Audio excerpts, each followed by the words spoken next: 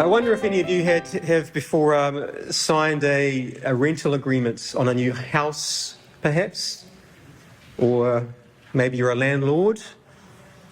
Maybe you have purchased a house in the past or sold a house. And you'll know that if you go through these processes, there is a set procedure, isn't there? There's a standard set of things you have to do. And often in documents, there's actually set things you have to sign and do this and that and get a witness here and there. And it's all very formalised and very standard. In the same way, in the ancient times, the times that we're talking about with the person called Isaiah, and even beforehand, when a country who had a king came under the rulership or the protection of another country's king, there would be a kind of a process that would take place, and the powerful king would take the new country through a process.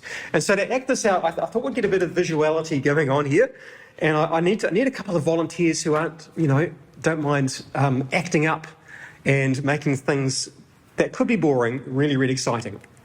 Anyone want to be someone to be an actor on stage this morning? Okay, so you guys can come up the front here. Now, David is a powerful king. Just look at him. He's strong, he's mighty. I can't be Sir David. I check. Paul's a good king as well, but he's not quite as strong as David. He's a bit of a mediocre king. He's only got like a small army. Strong biceps though, yeah, but a small army. Yeah, but I doubt these two Paul. Okay. You going to sit there? Yeah, right. Okay, so maybe Paul, you can stand over here. David, you're over there. So Paul is minding his own business as a king. He's looking after crops, looking after court cases, writing his memoirs, dreaming about retirement.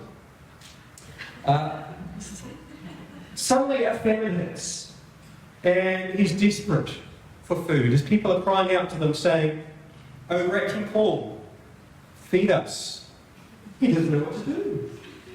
He's at the end of his wits. And he knows, there's a nation next to me. There's a strong king with a strong economy. I'm going to go to him. Now, this is your sign of strength. Okay. King David says, excuse me.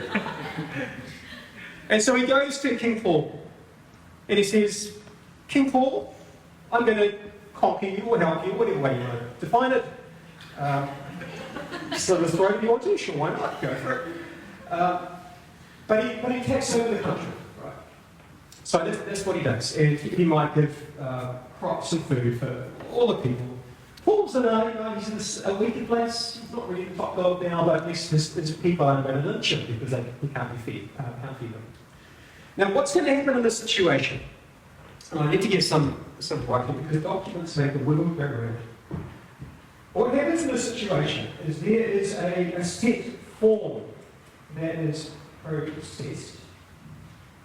Now, King David is called the suzerain king. He's the top dog. And King Paul is called the vassal king. So this is a suzerain-vassal arrangement. Now, what happens, I'll get my little remote control, is they sign a document. And you have to fill out the gaps, So King David will come to King Paul and he'll say, "I am King David." You might want to think of a more dramatic name than that. I'll give you a few moments. "Since I have become your king, these good things have happened to you," right? You might want to talk about anything you wanted. We'll do that in a second. Then you say, "In order to be my people, to truly be my people, here are the things that you need to do." And you might want to think of some things that you want this people to do for you. Then King David will say, "If you obey these commands, this is what will happen to you." And you might talk about the good stuff, right? That you will come up with in a second. If you do not obey all these commands, this is what's going to happen to you. And you talk, nasty stuff, right? Dismemberment, impaling, whatever you want. And 2 copies. Does this have a Christian theme? appreciate it. Oh, no, just for fun. 2 copies will be made of the above documents, and King David will take one, and King Paul will take the other, and we'll do that in a second. But okay, here we go. King David, you need to talk to King Paul and introduce yourself and explain the treaty to him, starting with I am King. Vessel Paul, I am King David the Great, the excellent, the mighty, etc. I do not have the time to go on to the front.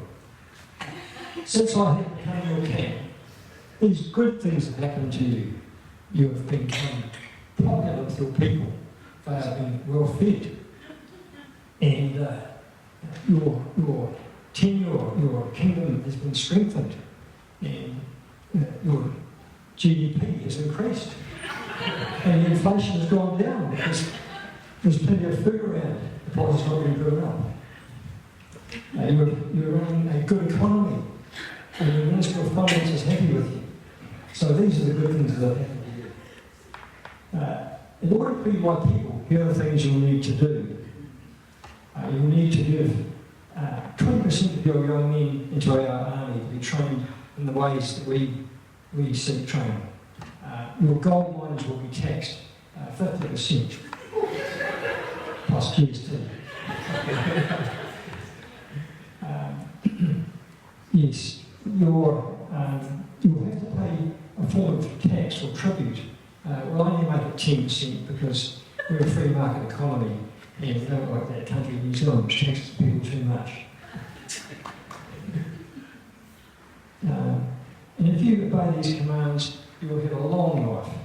Your sons will grow up to be dukes and important people in your country. You'll be very, you'll live to have white hair, even whiter hair. And you'll be important and be seen as wise to your people. If you do not obey these commands, my advisor Murray talked to me about dismemberment. I know that's one of his fetishes, but I'm only into mild dismemberment. I'm not into extreme dismemberment. So I'll only, if you're disobedient, I'll cut off the finger of one of your hands. And if you're very bad, I'll cut off the other finger. Look, I don't want to go on to this because you've got a great attitude, so just leave it there. But just put your finger out and we'll see the trial run. That's where the clap is not. Give a clap. Thank you. Okay. So how do you feel about that, people? Well, it's disappointing, but we'll have to agree. Yeah. We'll have to get on with each other. Right. Yeah. So listen, I'm just going to write that all up. Yep. You can have that one there. Yep. That's to be kept in a safe place. Okay. Oh, hang on, I want my lawyers to write. There you go. That's yours. Exactly the same copy. Just check it. Yeah. That's right. Yes. Good. Yes. Okay. Now, what happens if King Paul, after a while, goes, you know what? My standing army has increased. I could probably take this guy now. I could probably, Yeah. forget all about him and start doing my own thing and living the dream. Yeah. Would you want to do that? Yeah. Yeah. Why not, right? Yeah. That's right. But this guy, Treacherous little man. this guy might hear about that, though, which would not be good. And in a situation where he hears it, I mean, how would you feel about that? Oh, I feel totally betrayed. I've given him great generosity and much favour to this man over here. Yeah. And you could attack straight away with an army, but you wouldn't want to do that because you're a kind king. Wouldn't you? Yes, I'll send my drones first. What you would do is that you would send a diplomat with this in here, because you're a good kind king, and you say, Paul, let's just compare our notes. Yeah, you're not doing that. You're not doing that, and you're not doing that. What's the deal? Let's have a treaty. But it's a treaty. It's what this is. Well, we can do better. Give me this. I'm taking my sword back. Okay. All right. This is getting out of hand right now. Ladies and gentlemen, our wonderful actors, give them a big hand. Thank you very much. Okay, there's a suzerain vassal treaty. Big top dog king coming in and either attacking and taking over or providing for a lesser power, lesser king. It was very formalised, and there were very much things that one wrote down and did pretty much according to that kind of a format that they would go through. Did you know this is exactly what God did with the people of Israel? He came as the suzerain king, and he said to them, I am your king. Since I have become your king, these good things have happened. In order to be my people, you need to do this. If you do these things, you'll be blessed. If you don't do these things, you'll be cursed. And then instead of signing 2 copies, he only signed 1 copy because he was going with the people, right? And that was the stone tablets. So if you want to look in the scriptures, I am Yahweh your God. Deuteronomy 5 and 6. What are the benefits?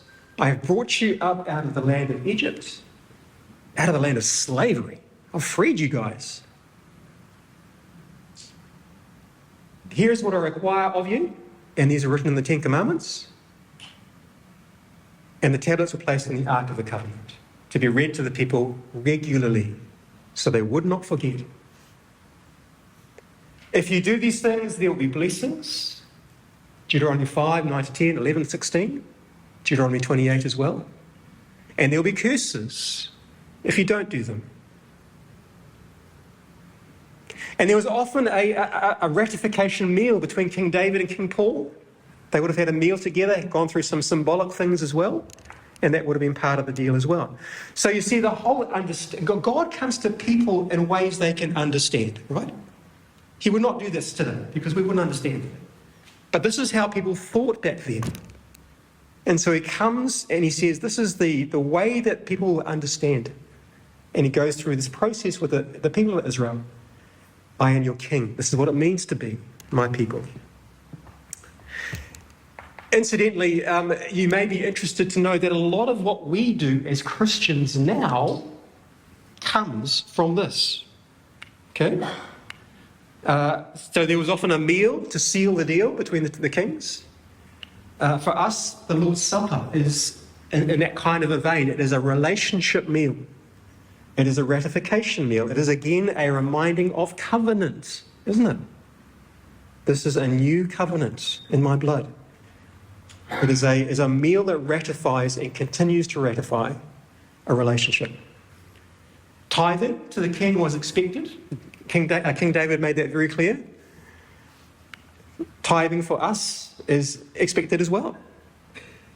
And interestingly, the very first sign of rebellion of King Paul against King David would have been to stop tithing. That was the first sign of rebellion. Of anything that would ever happen, tithing would stop first. The ethics and living out of the king's values would be part of the deal. King David would say, King Paul, I want you to do this stuff because that's what I believe in. For us as well, for our great king, living out the king's values is part of the deal. And there would be hymns of praise sung to the great King David, but in our situation to the great King of all kings. So a lot of what we do today, the Christian church, has passed through the filter of Jesus, but Jesus has ratified a lot of stuff that was gone before. And so it traces way back to this time. Does that make sense? Now, who were the diplomats that would be sent if King Paul starts misbehaving?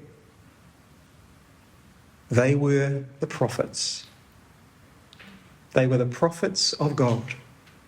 They were many things. They were PR men, they were communicators, but they were diplomats. And the diplomat was sent, if it was needed, to issue a lawsuit against the country that was rebelling, the people that was rebelling. And so the prophets were sent by God to a people who rebelled. And one of their key functions was to say, God is issuing you a lawsuit. You are not living up to the agreements that you have made. And the very first start of Isaiah is setting the book of Isaiah up as the case that God is bringing against the people of Judah. So the very first words say this: "Hear me, you heavens. Listen, earth." Now, in the case of King David and King Paul, King David would appeal to his gods, right? I'm appealing to to Marduk, our great God, to bear witness to what I'm saying. But God doesn't do that because he's the only God. So what he does is he appeals to nature. He says, "Listen, heavens. Listen, earth. The Lord has spoken. I reared children and brought them up." And children is covenant language. When God was bringing Israel out of Egypt, he said, I'm rescuing Israel, my son. And so children is covenant language. I reared children up, and I brought them up, but they have rebelled against me. The ox knows its master. Even the donkey, its owner's manger, it knows where to get food. But Israel does not know. My people do not understand. Woe to the sinful nation, a people whose guilt is great, a brood of evildoers, children given to corruption. They have forsaken the Lord, and they have spurned the Holy One of Israel and turned their backs on him. So the start of Isaiah begins with a lawsuit that Isaiah is bringing to the people. And in fact, Isaiah chapter 1 through to 5 is kind of like a contents page. These ancient documents, they didn't have contents pages. What they had was a preamble, a prologue, if you like, which would say, this is where this book is heading. This is the key themes that we're going to be touching on. And so Isaiah chapter 1 is kind of that. It is a snapshot of what is going to come as God works out this lawsuit with the people of Judah.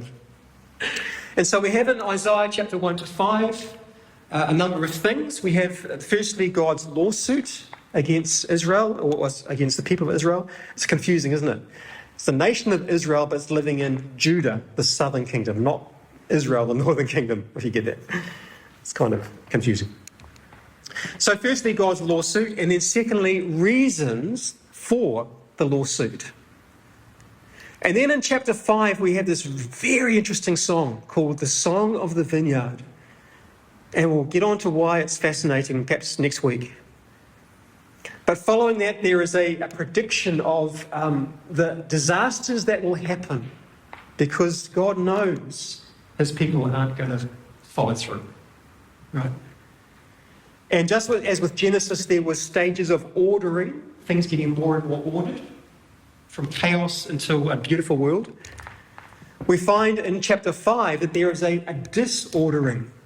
There is an uncreation that takes place as a consequence of the people turning their backs on their king. And there's a deliberate parallel between Genesis and the creation and the disorderly descent into chaos that happens. So what was the reason, primarily, that God brings a lawsuit against his people? It is because they are not doing and being what they are called to do and be. And here's a snapshot, if you like, of what they are called to do and be. In the last days, God says, the mountain of the Lord's temple will be established as the highest of the mountains. It will be exalted above the hills, and all nations will stream into it. Many peoples will come and say, "Come, guys, grab your friends. Let's go up to the mountain of the Lord, to the temple of the God of Jacob. He will teach us his ways, so we may walk in his paths." And the law, this amazing way of doing life, will ripple out from Zion, the word of the Lord from Jerusalem. This is what you are called to be, Judah. This is what you are called to be, church. The one from whom the knowledge of God ripples out so that people may be brought in. It's the same purpose. They weren't doing it. And so God comes and brings a lawsuit against them. And there are a number of ways that this was being expressed by the people. We won't go into all of them right now. I just want to focus on one this morning. And this is one of the key things, one of the big complaints that God has with his people, is that they had fallen into the trap of having habits without heart. They had the form of worship without the reality of worship.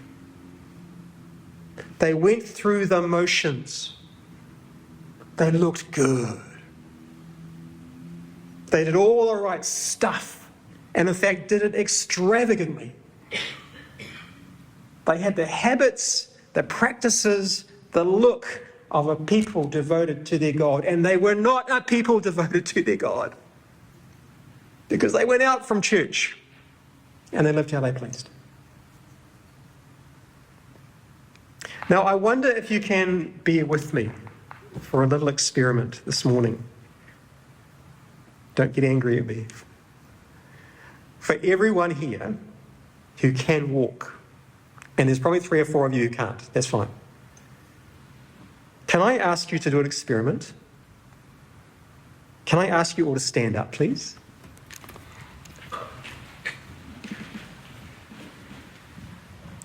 If you have trouble standing or don't move freely, that's fine. You are excused.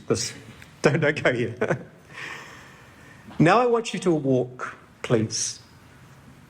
And I want you to walk to a section of the church that you have not sat in before, or for a very, very long time. Off you go. Take your handbags. Take your stuff.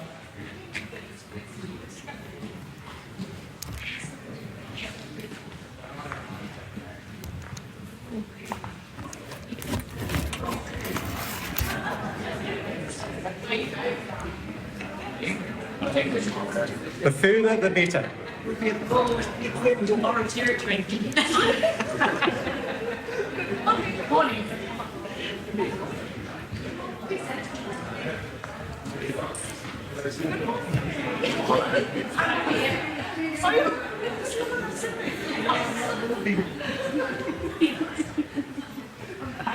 Were you scared of it?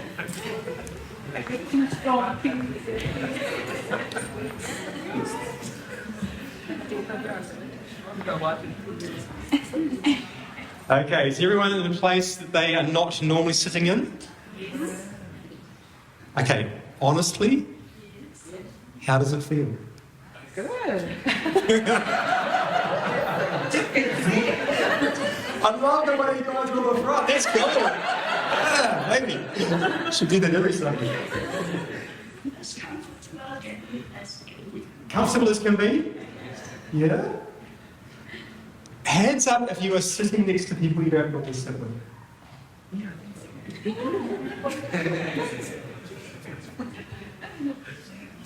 Hands up if you think that's a good thing. Yeah, that was a trick question, right?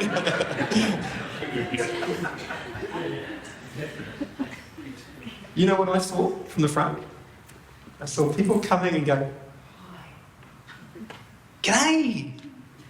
Hey! This is fun." And suddenly relationships was happening, right? Because you're not sitting with that person you always see.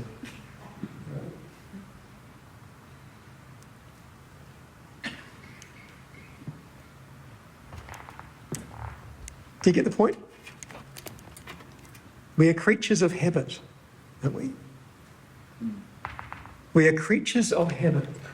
Because habit is easy. You don't just think about habit. You just do it. But what it does is it narrows our world so often. We don't get new stimulation. We don't have new people speaking into our lives. We are challenged in different ways because it's always the same. And that comes through even in where we sit in church. We are creatures of habit. And habit is not always good. Habit can bring death.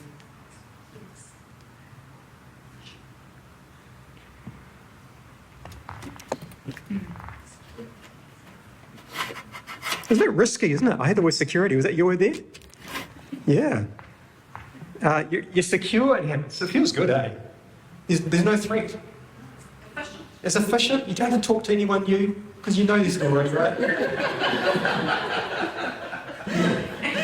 I laugh at your jokes. It's like, no. But a stranger may not. Right? So, as an aside, here's my challenge to you for the rest of this year. Sit somewhere different every Sunday. Oh, that can't. Now you realise I'm not asking you to go sell your house, right? Okay? I'm not sending you on the mission field here. I'm just saying sit somewhere comfortable, right? It's nice. Good. But just why don't you?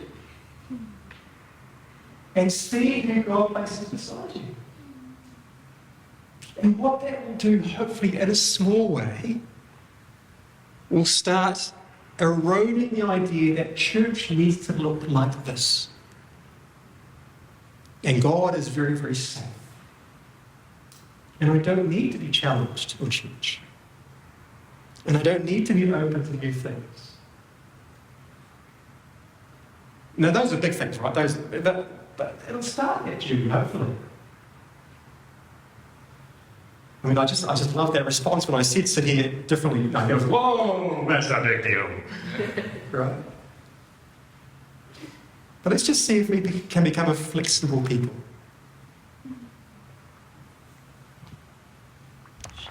One of Isaiah's problems was the nation of Israel had habit without reality. And this was shown so much in their worship.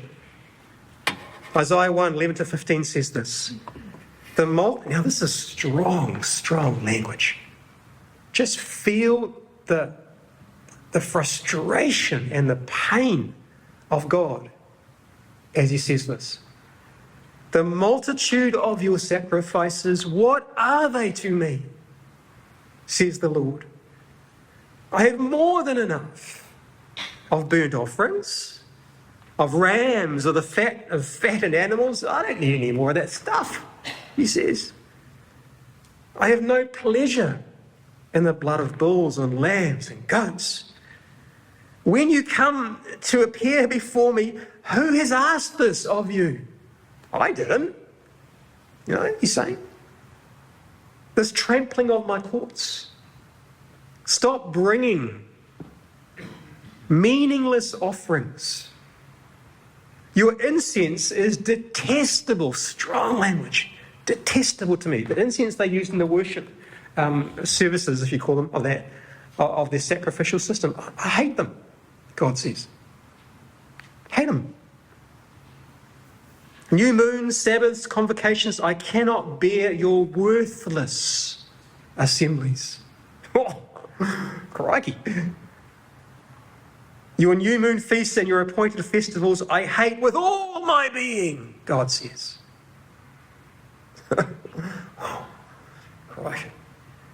They have become a burden to me. There's this picture God gives of, another worship service. I have to bear through this again. I am weary of bearing them, he says. When you spread out your hands in prayer, I hide my eyes from you. Even when you offer many prayers, I am not listening. Strong language, isn't it? Incredibly strong.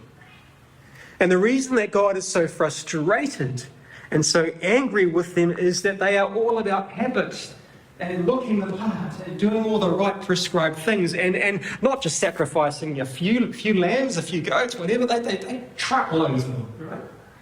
You cannot fault them for their abundance. You cannot fault them for doing everything precisely well and over the top. And God says, don't care.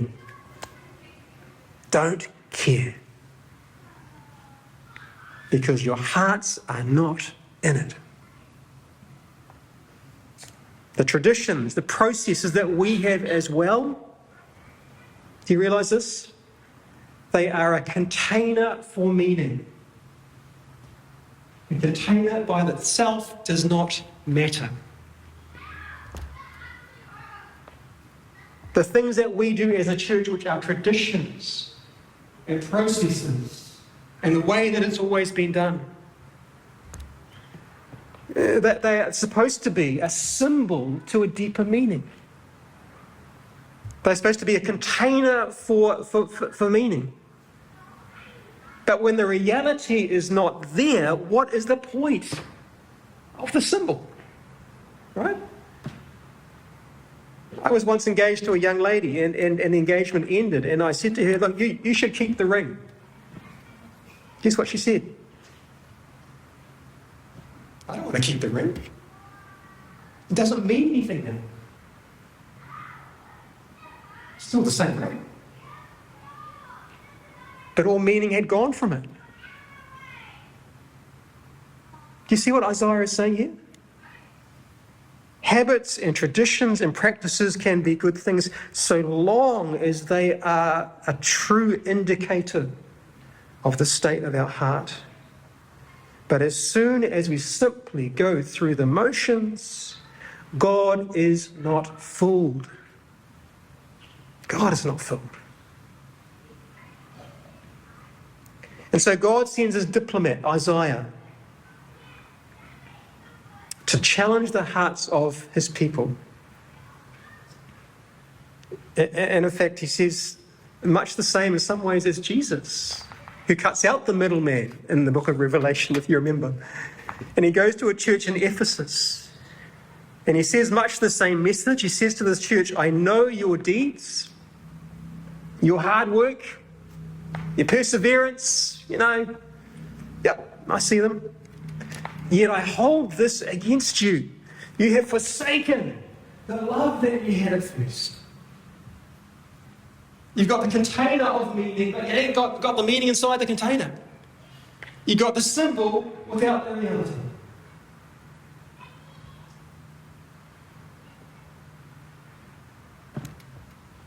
Our deeds, even the way we do church on Sundays,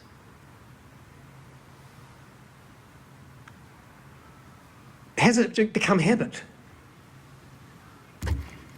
Or do we come here with a real sense of love, passion? If the passion's not there, do we need to change the habit? So Jesus comes to a church and says, your hard work was supposed to be an act of worship, an expression of worship, but all they are now is stuff that you do that keeps you busy. And so I guess the question for us is, do we have a form of worship without the reality of worship? Right? Do you sing songs of praise, but your heart really isn't in it? Do you have a secret sin which you hide as you come through the doors of the church on Sunday mornings and then pick it up again when you leave? Do you come to a church service knowing someone has something against you? What did Jesus say? Leave the place of worship. Go back to that person Make yourself right with them. Then come back and offer your offering. It's inconvenient, but it's what Jesus says, right? Do you give money to the church with an uncheerful heart? Do you think God wants that? Give cheerfully. Do we have the expressions of worship, but really, our heart is not in it? And so what do we do when we are all habit and no heart? Well, there's a couple of options. We could stop the things we're doing by habit. You can stop the things, the praxis, the way you do things entirely. And some people in their search for integrity do this. Sometimes we might even need to do that ourselves. Say, look, we're just going to stop doing this for a while because it's lost all meaning. We could do that. And sometimes that has a place.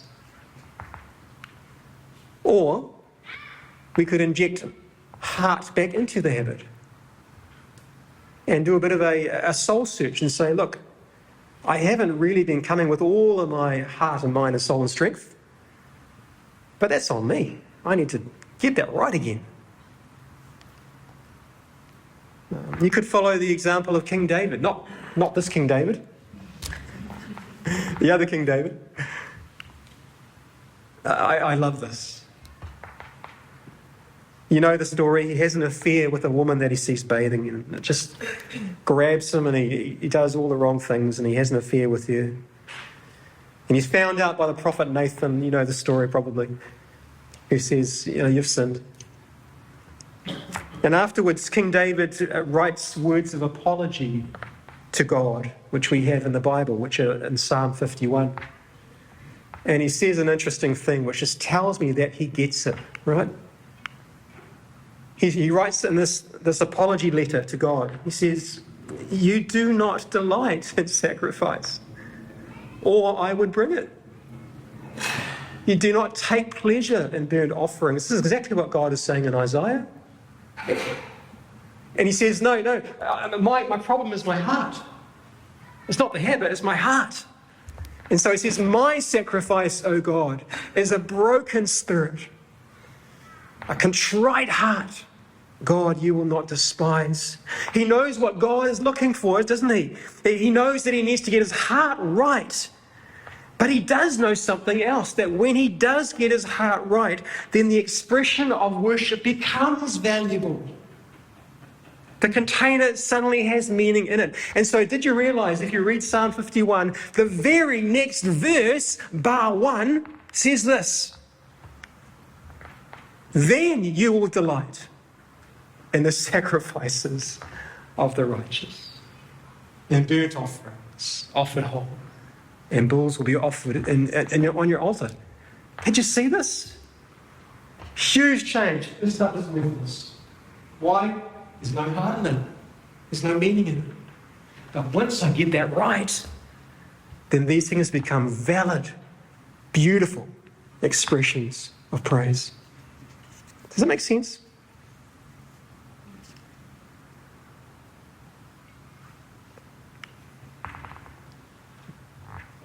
And so for us, where have things just become habit for you? It's just what we do.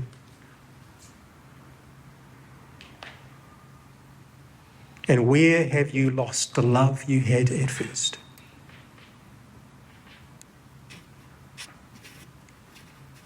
I'm going to leave those two questions with you. We're going to sing some praise to the Lord. If you can sing them with integrity, sing them. Or kneel, or dance, or raise your hands, or sit quietly. If you can't, then don't sing them. But there are two tables. There's one over there and there's one down the back with paper and pens.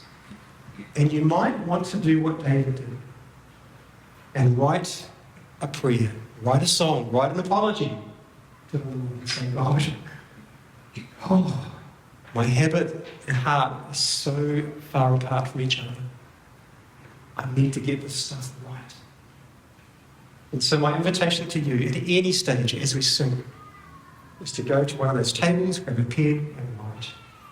Just do some business with God.